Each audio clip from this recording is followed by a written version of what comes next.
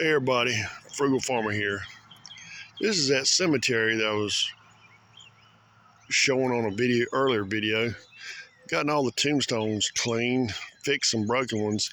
We're gonna make a little fence. What I'm gonna do is use 4x4s, and then I'm gonna drape guide wire in between those two rows of guide wire. And I'm gonna come off the fence there, come out to a square, go over, and then go back to the fence because somebody backed into a tombstone, broke it, and just left instead of, hey, let me fix this thing. I don't like stuff like that. So you can probably tell the difference. There's some youngins playing over there. So these tombstones were just, you couldn't hardly read them. But it's been a long while since anybody's been buried in this cemetery.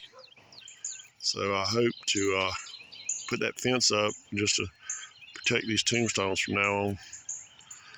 And I'll be keeping an eye on it. I'll spray it when it needs it. Sorry about the traffic, but I can make about a perfect square going across, and nobody's going to use this thing, I don't think. I've got a few places to paint on the fence, but I've been busy on other projects.